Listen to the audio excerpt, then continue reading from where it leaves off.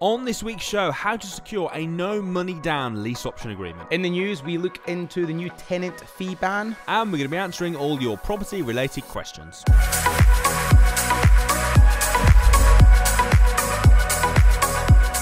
Welcome to the Property Investors Podcast. Thanks so much for tuning in. Make sure you subscribe so you never miss an upload. You can catch us on Apple Podcasts, Spotify, and YouTube. Enjoy this week's show and don't forget to share it with all your friends. Hi, I'm Russell Leeds. I'm Alistair Cunningham. And welcome to this week's Property Investors Podcast. It is going to be a really good show. There's been a lot in the news recently about the tenant fee ban, so we're going to be delving into that. We kind of got inspired by, I'm sure many of you watching this will have been watching or listening to this, will have been watching the eviction. If you haven't seen it, go and check it out. Hashtag the evictions on YouTube. And last week, it would have been Episode 3. They secured a lot of lease options, and we thought, obviously it's something that we've both done, something that we teach, but we thought we'd delve into a bit about how they did it so quickly, because it was impressive, the speed. It was crazy. I remember when I was actually out with them, because I was following them around for the 3, I think it's the 3 days, didn't they? Something like that, I can't remember. They had a few days to do it. 72 hours. Yeah, but I was following them around, and it's amazing what happens when you put a bit of pressure on somebody to get something done by a set time, because normally they deadlines. Deadlines. There's a lesson here, isn't there? When you set yourself a task, set a deadline to it. But they were like machines. And do you know what? I think it was a bit of a harsh week because we had to evict 3 people. I don't think any of them deserved to be evicted. No. Because they all pulled their weight a little bit. What I thought was funny though was like week 1 and week 2, everyone was like, we want James out. And then week 3, when he did go out, everyone was like, oh, why did you evict James? It's like, you can't win. Yeah, well, in fairness, I did feel sorry for him though when he went. Yeah, I must admit, because it was him. He secured the deal. Let's face it. Yeah. He was the strongest candidate on that team. It was unfortunate. There was a few people commenting on the YouTube saying like, why did Courtney just like donate herself to leave? She just said, oh, I'm done, I'm going. Why was that? I mean, I think that she genuinely felt that she deserved, because 3 of them had to go. Yeah. And I think she just thought it's not fair that I'm. It's quite admirable, really, isn't it? That she's I know business. You've got to fight to the end, but if she knows she genuinely didn't pull her weight, then she sort of sacrificed herself for the greater good of the team, so to speak. And we were meant to be last week. I was going to say what we've been up to last week. We were meant to be together, weren't we? We were, but we weren't. Let me tell you what happened, guys. So we were booked to go on a training course in Spain for a whole week. All about becoming a warrior and it was warrior enlightenment camp. Nothing stops you. Get there no matter what happens. Yeah. Push through the barriers. And what time? Face your fears. What time were we supposed to be meeting? So I left my house. I think our flight was 5 o'clock. Yeah. We were meant to be meeting at the airport at 3, weren't we? 2-3 o'clock-ish. I left my home, and you phoned me when I was on the way and said, "Hey man, how you doing? How you getting? How long it'd be to get to the airport?" And I'm like, "I'm literally 10 minutes away." And I said, "I'll see you now. I'm gonna check in. I'll see you when we're see you on the inside." So then I'm sat there at the little coffee shop they've got in there. I think it was a Costa or Starbucks, whatever, with my little coffee. I got a little like peanut bar. And then I was just sitting there, a little peanut bar. You've got a little what? So I'm sitting there with my little peanut bar, my little coffee, thinking, where is he? You'll be here soon. Flight's only like an hour away. You'll be here soon. It's 2 hours away at this point. I called you about 2 hours ago. And then I'm listening to music, and then my phone rings, and I thought, he's through the gates. He's just ringing to find out where I am. And he rings up, and he goes, "Hey, man." I went, "Hey, how you doing?" "We have a problem." And I went, "All right." Just can't find my passport. He lost his passport. Him and Anna both didn't have the passports. And they were rummaging around everywhere trying to find the passports. And I figured, because we're flying out on Saturday, the programme wasn't until Monday. Yeah. So I just thought, oh, well, I'll find it tomorrow. I'll just catch another flight. No biggie. Yeah. It was 2 hours, 2 hours of desperate stress looking for it where I could have still caught the flight. Yeah. At which point I didn't. And then I thought, okay, well, let's think logically. Literally tore my house. Did apart. you? Yeah. Mate, everywhere. Toys. Well, the kids' toy box. In case they... Absolutely. I've got no idea. Because I had all 4 of them. Yeah, I remember you saying, yeah. I had them in my bag. I don't know. I'm confused. Anyway, yeah, so I unfortunately missed it. I looked at trying to get another passport the same day. Yeah. I looked at trying to catch a train, trying to catch a ferry. You still need a passport. I know. You're crossing the border. Do you know what I found though? If you go from Ireland to Spain, you don't need a passport if you're European citizen. Okay. But if you're and you can get from here to Ireland without needing a passport either. Right. Okay. And I was like, perfect. Yeah. But if you're from the UK, Yeah. we're not part of that little club. No, we're not. We still need I still Yeah. need a passport. Yeah. So yeah, it was just a no go. So I have a question for you. Have you found your passport yet? No. Where have they gone? I've got no idea. I've reported it lost. Absolutely no idea. Because it's not just yours; it's all 4 of you. All 4 of them. You, the whole your 2 kids, all our family passports gone. That's crazy. That's crazy. But I'm sure you. But do you know something? I genuinely believe I was gutted that you couldn't. I really actually was, because I was looking forward to spending some time with you and Anna. I was a bit gutted that you didn't make it, but I think it was for the best. Do you? I do. I'll tell you why. Because on that training thing camp I went on, it was all about putting yourself out there and pushing yourself and pushing through barriers and just going and then both the best. Do you mean the best for you? Best for me, yeah. Oh, great. I don't mean no. I'll tell you why. Because I think, listen, we had to be up every morning at like stupid o'clock in the morning, and we had to be in the training room at 6 a.m. I'm used to that. I've got kids. Yeah, I'm used to it as well. But I'm not used to doing yoga from 6 a.m. till 6:15 a.m. and then from whatever time to like another 45 minutes doing morning movements. Do you know what morning movements are? Basically, it's where they pump the music like you're in a nightclub and you have to just dance like nobody's watching at that time in the morning. And I don't think I would have played full out if I knew people there. So I think that's why I'm saying it was probably best you didn't come. But I actually gave it everything and I played full out. Well done, man. Well done. That's awesome. And I loved it. And I'm not going to tell you too much about it because I know you're going to go next year. If you've got your passport back, but I know you're going to go next year. Yeah. And I don't want to ruin it for you, but it was truly amazing. Awesome. I'm really glad. Anyway, should we move on with the show? Yeah. So not to cut you off, but it's fine, man. Yeah. All right. Awesome. So first time. How to secure a lease option agreement. So first of all, I mean, it was your team did better than my team. In all fairness. They secured a lot. Like they secured. So on the very first day, we secured a lease option agreement in principle with a guy in. Okay, so let's take it from the very basics. Derby. Okay, Yeah. how did they? Where did they find? How did they find that lead? That was a Gumtree lead. Gumtree. So it was on Gumtree. It was for a property in Derby, just round the corner from Anthony John's actual. No, it was in Crewe. Sorry, it was Crewe. It was just round the corner from Anthony John's house. So he knew of the property because he's passed it a few times. But then he saw it on Gumtree. And there was a phone number. So they rung up, they booked it, they went and see it. And the vendor was well up for it. However, the numbers weren't great and the property needed a lot of work doing to it. That was the one that you said to them, look, it's not going to happen. I actually said to them, look, this is not a viable deal. Yeah. So just because it's a lease option and it's technically just free and it's only legals, just because it's free doesn't mean you should take it. And I actually advised them to walk away from it, and they were gutted. They were like, no, we're going to do it. I'm like, listen, it's just not a good deal. Don't do it. So we had that in the back burner. That was always going to be there if we wanted it. They then went to a couple of estate agents. They actually literally just we parked up in Derby city centre, and they all Crewe. No, it was Derby. We went from Crewe from Crewe to Derby. I can't remember exactly the exact locations, but anyway, we went to another city and we literally just parked up in the local Tesco's car park, and they went into town centre and they just started going into estate agents and just asking estate agents if they've got any properties that are like completely not sold, selling, not been on the books for a long time.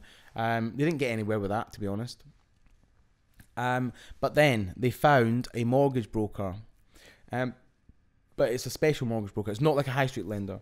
And they phoned them up. And they got chatting to this lady. I think the lady's name was Lisa, I believe. Great name. And they went to see her. And it turns out she completely gets lease options. She completely understands rent to rent. She understands property investing. And she had like loads. She had hundreds of properties available. Not She's all a on lease mortgage options. broker. She's a mortgage broker and a property advisor. Okay. So she does creative financing for property. Very, very interesting woman, very interesting business. And they deal with a lot of portfolio sales. They don't really deal with individuals. It's weird stuff. So like blocks of apartments, blocks of like houses, or not blocks of houses, but like rows of houses as opposed to just one house. Pubs, commercial units, commercial resi units, things like that. They deal with all that sort of stuff. Nice. And they've got connections. So did they get all their deals from this one person? As far as I'm aware, yes. No. They got what they got. Do you know the 4 apartments they got on a lease option? They got 4 apartments on a lease option in Derby City Centre. That came from that lady. Yeah. And then they did also get another one that John Raybould secured, and that was via Gumtree Lead, and that was a rent-to-rent HMO. That was the one where the guy was.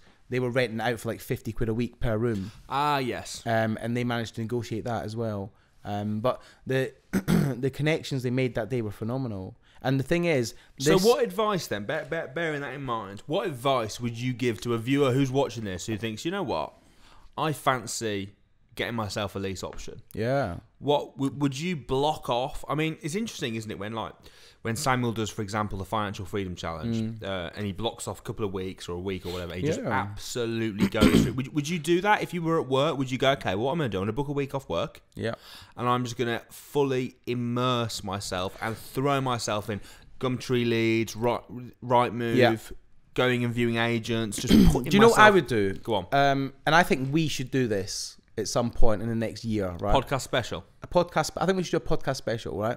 Where we give ourselves 1 week, right? And Are we working as a team or against each other? I don't know. What do you guys think? What do you guys think? This would be interesting. Okay, so me versus you. We can either give ourselves a week or we can give ourselves 3 days. Whatever. I don't know. It doesn't matter, right? Not 4 days. So I've got to be a week or 3. Whatever. We can give ourselves a period of time. Not too long, not too short. What about 5? Come on, man. Right, anyway. See what I've got to put up with. Right, anyway. He's like definitely against. yeah. And we should give ourselves that challenge of we have to secure no money down deal in that period of time. And just completely immerse yourself in it. So pick an area and that's your area. You did that with Samuel in America, though, Yeah, I've done it with Samuel. I've done it with Samuel. But you're making it out like it's this big groundbreaking idea. It is. It's groundbreaking. It is. For us to do it, it is. Well, for you can do it. I could do it, but I don't know about you. No. Anyway, 3 days, right? 3 days, yeah. And we have to go and get a no money down deal. They got a no money down deal that if they follow through with that deal and they purchase it, then they stand to make 200,000. Was it? It was a lot. So it was crazy sums of money. Now they've actually, as a team, they've joint ventured together and they've set up a company together and they've done it as the team because not one person wanted. They work as a team. That's fair. I think it's really fair. And just see what happens. But if you're watching this and you want to do something like this, just immerse yourself. Allocate 2 or 3 days or a week where you're doing nothing but property. No sort of social media, no TV, no friends, nothing like that. Just get out there, get into agents, start looking at Gumtree, and for a whole week, just focus on what you're trying to do. And what is that? What should they do? Look for a no money down deal. Yeah, obviously that's the goal. That's the goal. So what do they do? What's the action? So they need to get out there. They need to get meeting agents, scouring Gumtree, scouring social media for leads, not for.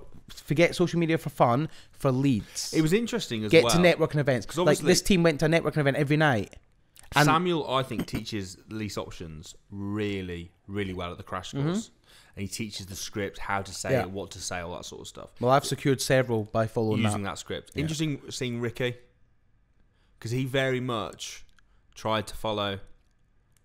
I can't. Did he follow? I can't remember because I saw Ricky do various Ricky practices. This is what I love about Ricky. He'll go in and do a certain way of doing it, and then he'll tweak it for the next time, and then he'll tweak it for the next time. He didn't do it like. He didn't do it exactly how Samuel did it, but I could see the thread. I could see the patterns. What he was trying to do. Ricky was actually very good. He was very good on that task. He's good because when we arrived at a networking event, we were all in the car waiting because we were like the first people there. And as a car come in, he was like, "Back in a minute, guys," and he would get out the car as it pulled into the space, he was like, "Hey, are you here for the networking event?" And he was like banging on the window. "Were you here for the networking event?" "Oh, I just want to talk to you. I'm looking for houses. Have you got any houses you're looking to sell?" And then they would say no, and he's like, I need a drink. I'll just back in a minute. And he wouldn't come back. It was hilarious. It really was. Ricky knows what I'm on about. Well, I'm glad that Ricky knows what you're on about. It was funny. The rest it was really good. of us it was are good. just like, what? But Ricky, him and Ricky, they get it. But no, it was really good. But he was hustling. He was hustling everyone that turned up at that car park. Was he hustling every day?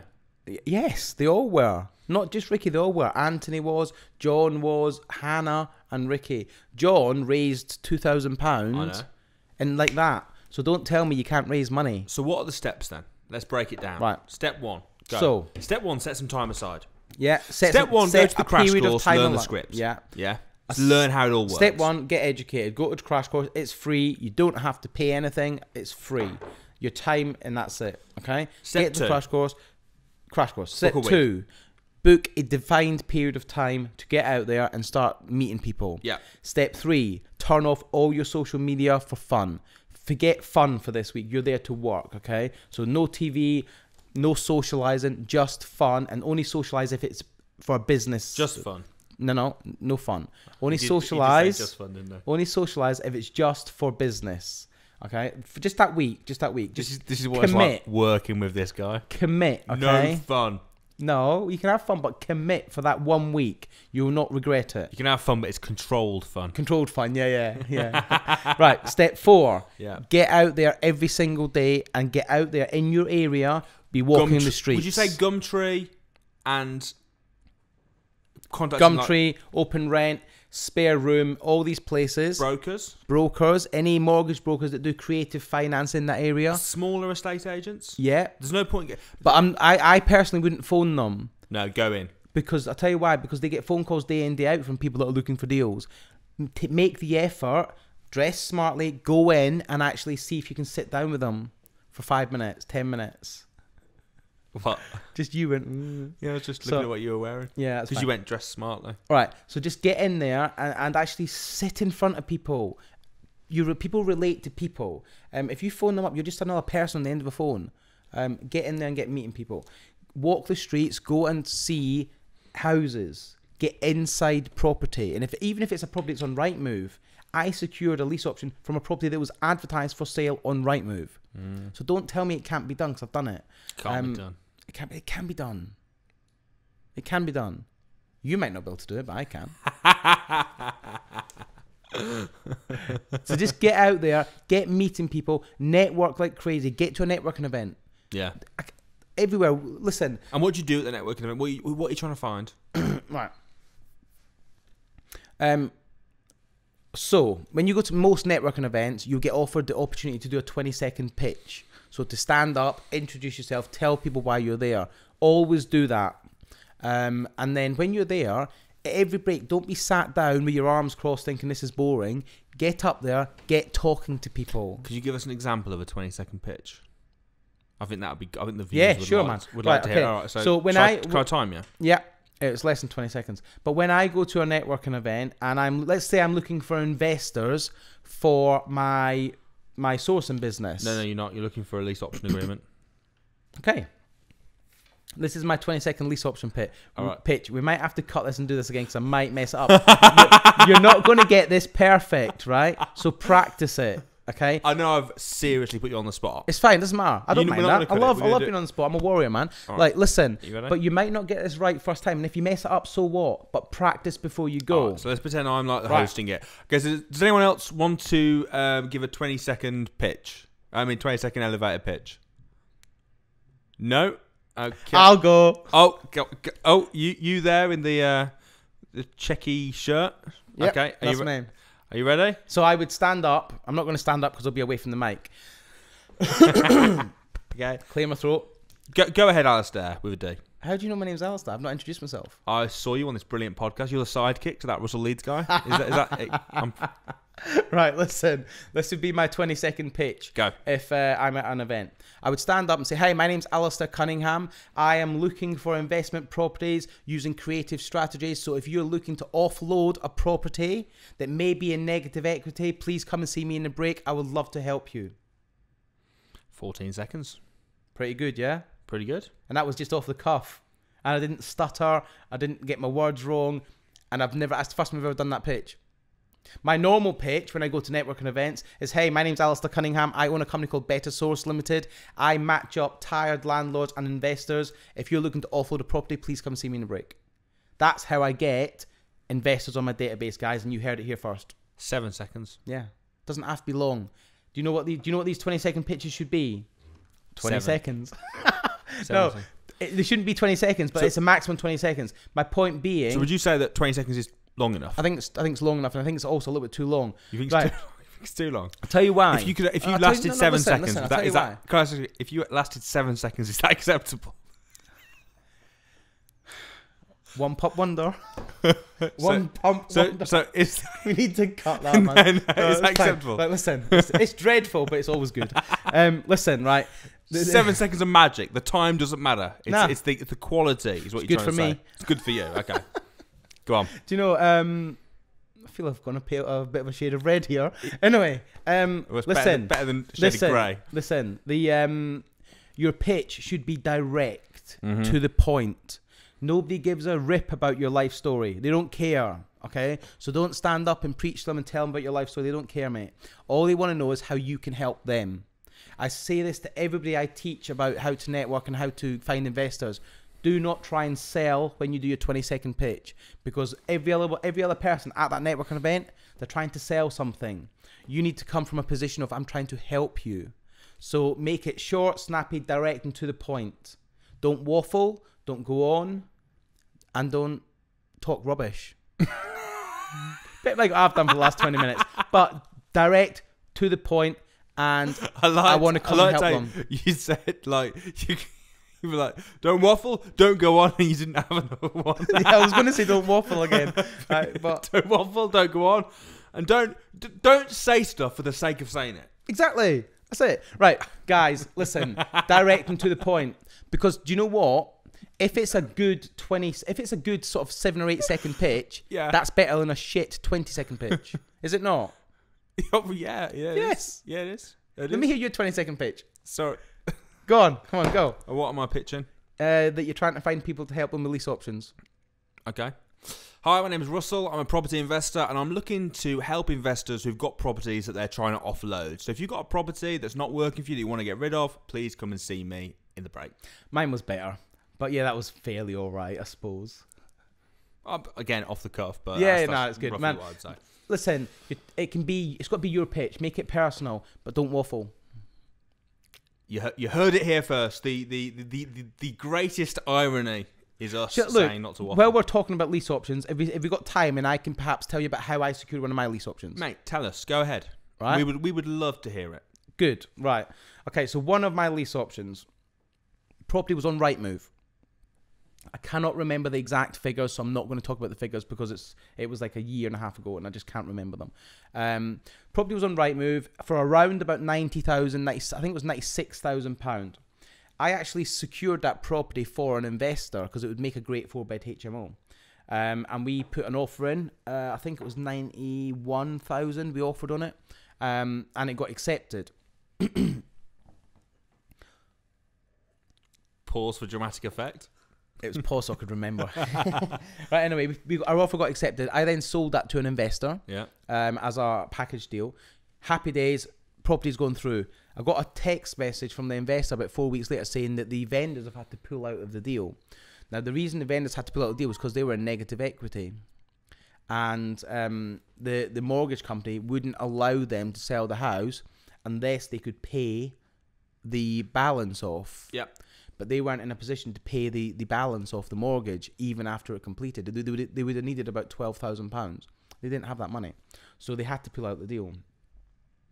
Now, I'm like, Samuel teaches discipline your disappointment. So I was a bit annoyed because I've got an investor where the deal's fallen through. So I've got to then look after him. And I've also like just lost a deal as well. And it's a really good potential 4-bed HMO. I just lost the deal. Couldn't do anything with it. So I had a bit of a mope for a day or two, and then I thought, hang about, I might be able to help in another way. However, it's through an estate agent, so you don't actually know who the person that owns the house is. So I'd done the usual. I rung the estate agent up. I said, look, I could still buy that house, but it would be through a creative way. I says, is there any chance you can ask the vendor to contact me and see if we can help them? And I assured the agent, look, I says, if it works, I'll still pay your fee, whatever that may be. I'll still pay you for your time, so you're not going to lose any of the deals. I says, and I'm also very happy to sign something to say that I will. What do you think they said? I think they want to. I would imagine they would still want you to run it by them, so they knew what was going on, and still them be the middleman. Well, they actually said no. They wouldn't even entertain it. Wouldn't even entertain it.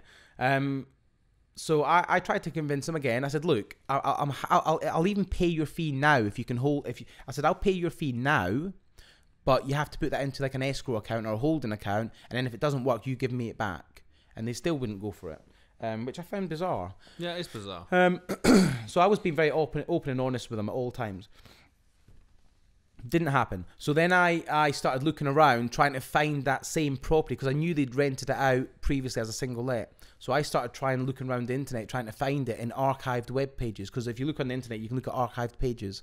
And I actually managed to find it on a I can't remember what site it was on, but it was on a site, and I found out who the agent was that was advertising the property, and I just sent them an email saying, look, I'm interested in buying this property. I know they're struggling to sell it because they're in negative equity. Can you please forward my details to them and ask them to contact me? And I never thought I'd hear from them. Never. Could you have used Land Registry? Yeah, but it comes up as I did try this, but it came up as the address of the property. So even if I send a letter there, they're not going to get it. It didn't actually come up as their personal home and address. Told me their name, but then I tried to find them on social media, but there was lots of them because they've got like not a common name, but there's it's not like a name like Alistair Cunningham. No, it's not. Like there's probably only one of me, to be honest. But I mean, I am unique. He is. Do you know what? It's funny. It's funny because like it is quite an unusual name because of Alistair, but so is Russell Leeds and Samuel Leeds.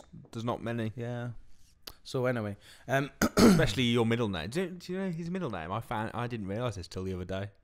What your middle name was? I saw it. It's Kerr. No, it's not. Keir. Keir. Keir. Keir.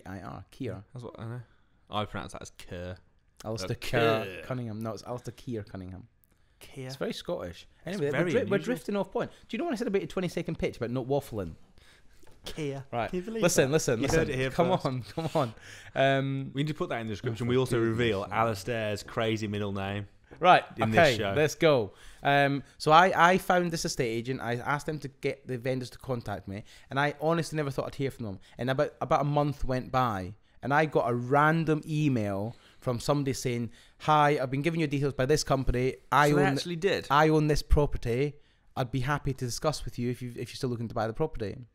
And I thought, okay, brilliant. So I contacted them. We had some phone calls. It happened. This property took like 6 months to complete. It took a long time because there was lots of going back and forth with negotiations. Building trust with me. Obviously they've never heard of this before. And do you know what really worked? I wasn't pushy. I wasn't like, we've got to do it. I'm like, listen, I get you don't understand this. I get it because it's an unheard of thing for people, like 90% of the population. They probably haven't heard of it. I said, so go and speak to a solicitor. You can speak to your solicitor if you want, or you can speak to our solicitor we recommend who specialises in this. And she says, well, I'll speak to yours if they specialise in it. So they spoke to our solicitor. And our solicitor is not there to sell our deal for us. No, they're not there to sell it for us. They're there to represent them. One of the things that I always find is really annoying when you get to this stage is when they... Could you give me some water, please? I'm sorry. Is when they do want to speak to their own... They've got, we've got a family solicitor we use, and you're like, oh, this deal's not going to go through. Yeah, the reason being is because family solicitors don't understand it, because they might specialise in family soliciting stuff, or even if it is their property solicitor, they still don't get it. Yeah. This is a specialised field. Thank you. Give it up to our boy Nick, man. He's awesome. He always gets us drinks, and he's an awesome filmographer. You make up words, don't you? Videographer. What the hell? He's awesome, man. So basically, the solicitor's not there to sell it for you. They're there to represent the buyer, the vendor. Not even, they don't represent us. And in this case, it actually cost me more money. I know, because he negotiated you a worse deal, didn't he? A worse deal because it was better for them. which I'm fine with because I want it to be win-win. All property should be win-win. He's not bitter about it at all. I'm not bitter. I'm not actually bitter at all. Not really at all, because it was good for them, and I don't want them being in a situation where they resent what's going on. I want them to actually feel, do you know what, Alistair really helped me, because I have really helped them. And do you know what? The property's only just been finished because we had to do a bit of work to it. I've paid that money every month to them, every day, on the day, first of each month, every month, no, without fail. So now their mortgage is getting paid. They're not in arrears anymore. They're happy. It just shows, doesn't it? It just shows that you need to be aware of what you can do and just look for get out there, like we said, get out there, get on, and just look for the opportunities. And I'm a great believer of putting your feet on the ground, boots on the ground. Yeah, I don't mean now. You're doing it right now. I mean boots on the ground. So when you're a property investor and you're looking, get out there, get meeting agents, get looking at property, because deals will come to you naturally. Very, very true. Very, very true. Well, hopefully you guys have found that helpful. It is now time for this.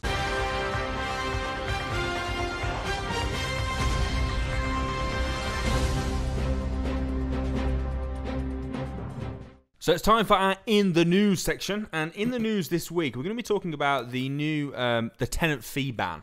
Okay. Now, there's been talk about this for, what, 18 months? Yeah. It's been a long time. As I remember... Has it been enforced? Is it? I think it was July 1st, wasn't it? It's coming in on the 1st of June. Oh, hold on. So yesterday. Maybe it's July. I think it's 1st of July. Maybe it's July. Let me. You might be right. It's coming in very soon anyway. Yeah, so it's imminent. You might be right. I think it is July. But it's coming in very soon. I can't remember the date. So yes, it's coming in next month. Basically, what it means is that letting agents and landlords are no longer allowed to charge a fee. For example, I mean, have you ever been a tenant? No. Okay.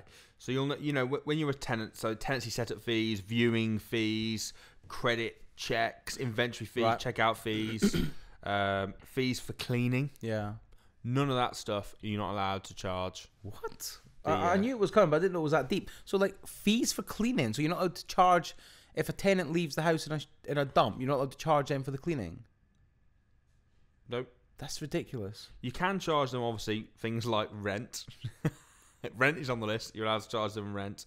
A deposit, but the deposit has been capped. To how much? 5 weeks rent. Okay. That's not a bad thing. No, I think that's pretty good. It's pretty good. So there's early termination, things like that. You can still charge them for. But break contract. I'm not sure what I think of it. I mean, it doesn't really. It's good for the tenant, obviously, because they can then like move house and it costs them less money. They don't have to pay all these fees, because some of the fees do mount up, don't they? Like if you're looking to move house and if you're looking to move to another rented accommodation, like you might have to have like quite a considerable chunk of money to actually do that. Yeah. So it does add up, but I know quite a few estate agents. It's now affecting their business. Of course it is. Of course it is, because that's where they make a lot of their money. I know. I do think it takes the P though. Like when I move house, I always think that they overcharge. Bear in mind they take a commission of the rent as well. For the job that they actually do, I do think they overcharge. What I'm sure they'll do is they'll pass that fee on to the landlord. Yeah, somebody's paying it still. And as a result, the landlord will put the rent up. Yeah. So the tenant will pay in the end. They just don't know it. It's not going to be up front. So it might be increasing it. I wonder if over the next sort of 12 months we're going to start seeing rents go up a little bit to cover that. Because like I know an estate agent who's now had to, because they can't do tenant fees, they've now started doing a 360-degree tour of property by video and by things like that. So they charge for that, and they also charge. They've started a little cleaning business on the side for doing deep cleans and properties and things like that. So it's two other income streams to cover the tenant fee bands. Yeah. So yeah, it's. People have still got to earn money, do you know what I mean? So these businesses are going to have to diversify and look at other income streams. Because I imagine that's a big portion of their income, tenant fees. But to be fair, it's not really should the tenant be paying like for a credit check and all? It's not. Well, it costs money, doesn't it? So why shouldn't they? Well, because they don't want. It's not something they want, is it? Doesn't matter. They want to move house. Yeah. So they should pay the monthly fee to live in the house. Yeah. But why the fees do take the P. That's a good point, actually. You know, like, do you know if you go and buy a car, right? and you buy it on finance. Don't charge you for the credit check. They don't say, yeah, by the way, it's £75 for a credit check. Yeah. Yeah, that's a good point. The fees do take the pay. They really do, because obviously someone who's a tenant. Just typical. I've never rented. Okay. So what is a typical moving cost for fees? Well, for me, the bigger the house, the more expensive that you end up being. I often end up spending a few grand. Wow, okay. Including the deposit. Yeah. But it's normally like 2.5, 3 grand. Like I got my deposit, which is normally. What would the deposit be on do you 2.5 grand. Move you done? 2.5 grand. So deposit was 2.5 grand. Yeah. And how much? What were the fees on that, or what were the fees on top of that? So the fees on top of that, I can't remember in detail because I just pay it. Yeah. But you've got to pay like just like random admin fees. It's like admin fee for. I could dig the contract out and tell you, but it's admin fees for this, admin fees for that. You got to pay for the credit. Did you say it was about £1,000 or less, more or less than 1,000? It was quite a lot. I can't remember. I remember thinking, because obviously I remember thinking they do take the mick with the fees. So I don't think that it's necessarily a bad thing, and I think it would be fairer on the tenant as well to have it spread over. Like why it's all. Why can't they cap it? Like why couldn't they say why instead of abolishing it completely? Why don't they just cap it and say, like the maximum fees you can charge is like 250 quid, because that's not unreasonable, is it? No. And then the thing is that they charge way more. I think like the credit check, it was like, for me it was £75. But do you know how much a credit check costs? It's a lot less than that. I think it's like 12 quid. Yeah. And if you join, there's certain companies out there where if you get a membership, you can do them for like 3 quid. Yeah, and which they obviously will. They're an estate agent, so they'll have all these. It doesn't cost that much. I think it was 75 quid for the first person, 25. I think I spent 100 quid in credit check fees. Wow. They're just everywhere they can. It's like anything, isn't it? Anywhere they can make money, they do. So they have taken the mick. So they have been exploiting a little bit then. Yeah, I think so. I think so. I think they've shot themselves in the foot a little bit. I can't remember the fees I paid exactly because, like, we're not talking mega money. But for some, but in fairness, I'm going to cut in here. In fairness, you're not a poor guy, Russell. You can afford it. But what if you're at the other end of the scale where you perhaps can't afford this? Yeah. And like, if you're living in an expensive area and you're now having to move, and that's another maybe £2,000 on top of the move, some people just haven't got the money. And some of it you'll get back. Yeah. Some of it's deposit. Yeah, but you still need that cash. You still need the cash. You still need to be able to say, yeah, there's the money, because that money's now, although it's still yours, it's held somewhere. You can't use that. And we argued as well not long ago, and part of the reason with the. We talked about the rule, Section 21. Mm-hmm. But the truth is you could pay this £1,000 or whatever to move in, and then in 6 months' time they could just go, right, out now, and you have to pay it all over again. Yeah. So crazy, isn't it? It is. I didn't realise it was such a big deal. I just thought it was like maybe tenant fees were like maybe 150 quid, 200 quid. I didn't realise it was so expensive. As the landlord, you don't really see it. No, you don't. Because the letting agent deals with it. Don't deal with it. When we were running Quick Move, it was just HMOs, so it was we charged, I think the admin fee we charged was 150 quid.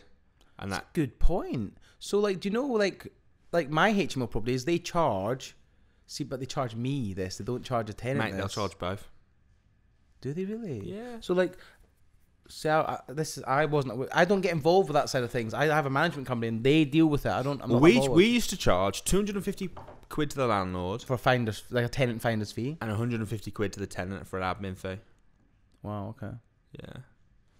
So that was, but we wouldn't be able to charge that. Yeah. I had a bit of a heart attack yesterday speaking about management companies. I got my monthly statement from my a management company for one of my properties, and I normally get about £1,300 a month from this property, and the statement come through and it said, yay, we've transferred your monthly payment to you, and it's £308. And I'm thinking, hang about where's the rest of the rent? And so I was like, I opened it like 1 o'clock in the morning, and I'm like, what the hell's going on? Why have we only got like one person's rent? Turns out it's all fine. It's because they've just changed the payment system. So some of the tenants are on the new system, some are on the old system. And in this property, one person's on the old system, so that's what's come through, 308. But the other tenants are on the new system, so that's going to come through in a couple of days. Yeah. But it was just like that moment of, oh my God, none of my tenants have paid the rent this month. But no, they're all up to date. But so what I'm sure they'll do is they'll pass the fee onto the landlord. So that is a bit of a pain from our point of view. Because I suppose it's fair because we're the ones that are using their service, the tenants. Yeah, but they're getting paid. Yeah, but then they have to be more competitive, aren't they? Yeah. The problem is they're passing it on to the tenant who's got no control, no choice, no control.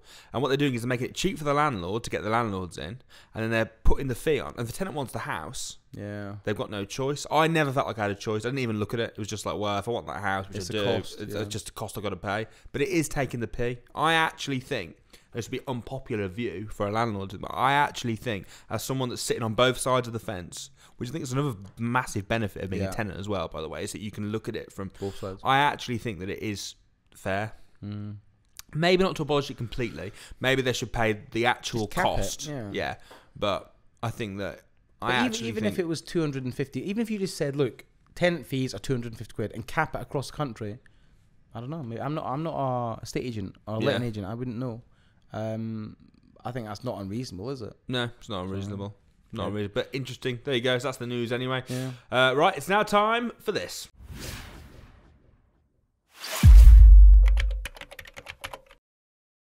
So it's now time for us to answer all your questions. If you want to get your questions answered on another episode, comment your questions below in the YouTube video. We will be having a look through there. But what we mostly do, we do a Facebook Live in the Property Investors with Samuel Leeds Facebook group, where we basically just say, hey, we're about to film the show. Have you got any questions? And then by the time we get to this part of the show, we've normally got a load of questions to go through. So if you want to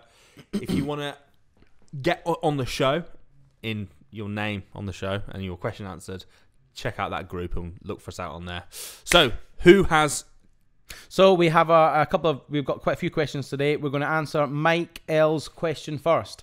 Even in your positions of success, do you still receive any type of mentorship? Good question. That's a very good question. Yes. Absolutely. Why is that, Russell? Well, because if you're not growing, you're dying. Yeah, and because we think education is what? Education is vitally important. It's vital. It is crucial. Doesn't matter how successful you are. Samuel still gets education. Yeah, of course. Is he not flying out to America in July for? Yeah, we're going together. You're both going together, yeah. Yeah. We go on training programs, but also for me.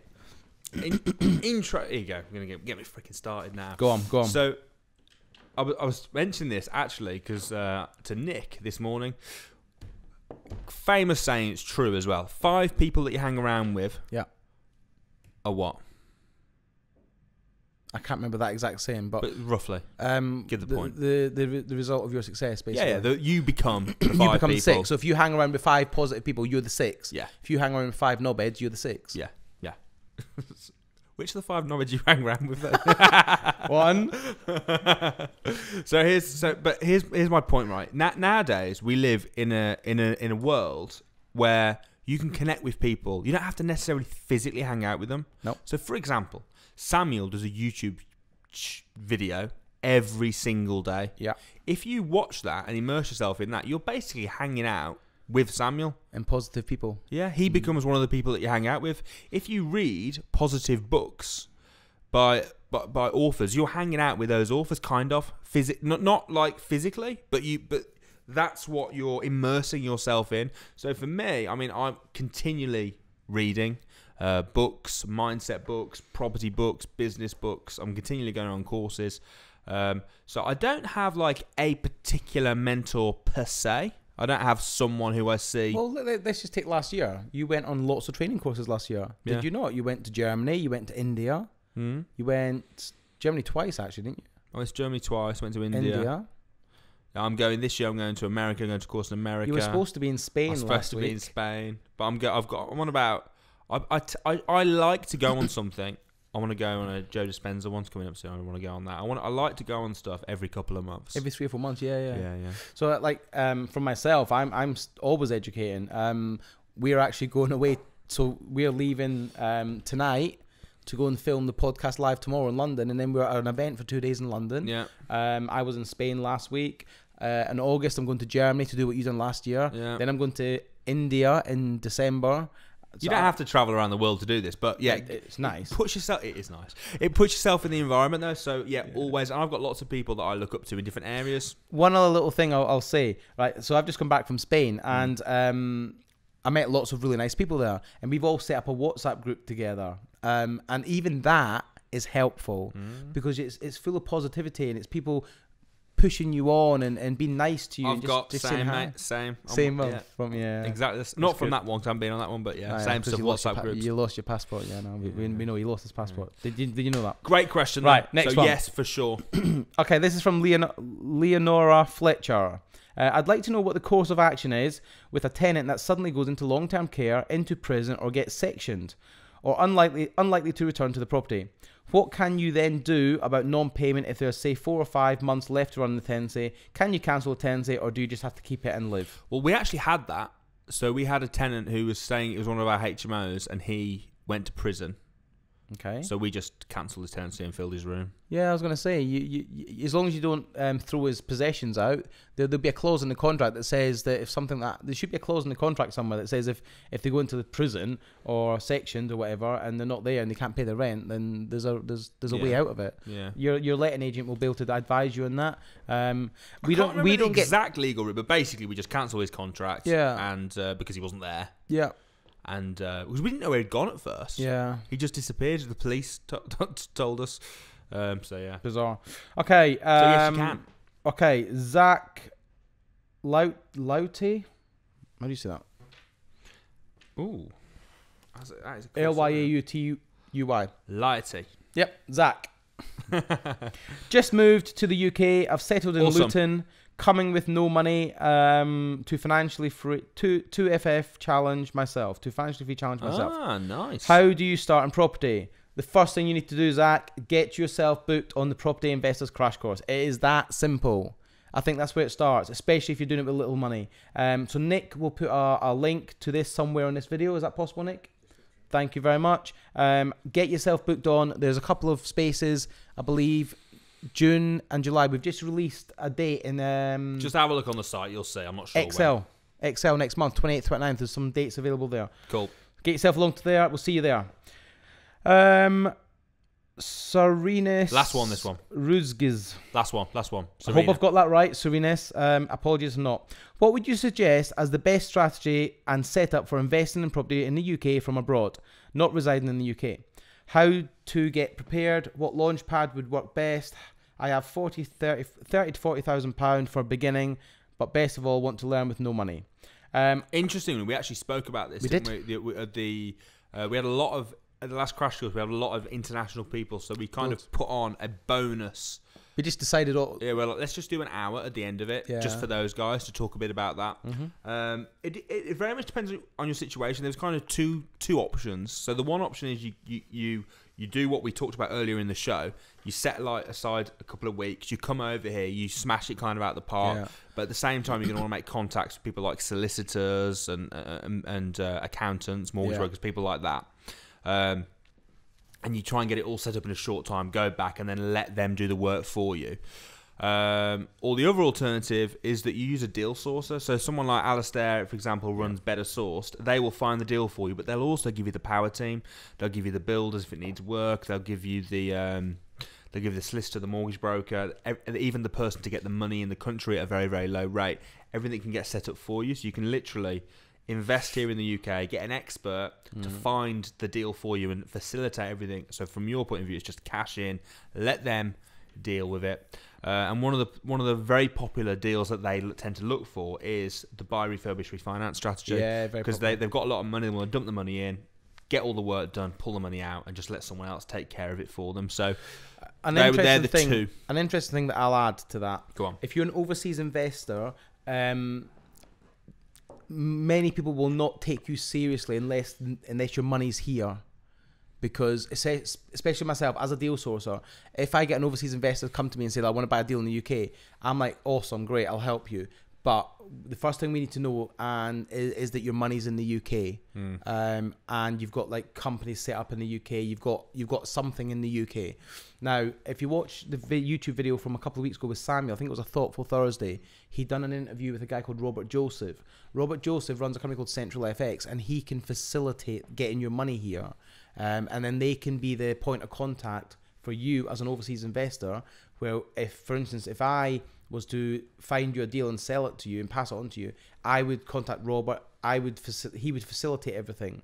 Same with builders. If you've got builders that need paying, they would go with Robert, and he would facilitate it all. And it's a much quicker and easier way to do things. And plus, he can get your money here cheaper than most banks. Oh, massively. It's really massively a lot, isn't it? cheaper. So hope that answers your question. Guys, thanks ever so much for tuning in. Don't forget to subscribe and watch us next week for our live audience podcast. We'll see you next Saturday at 7 p.m. See you guys.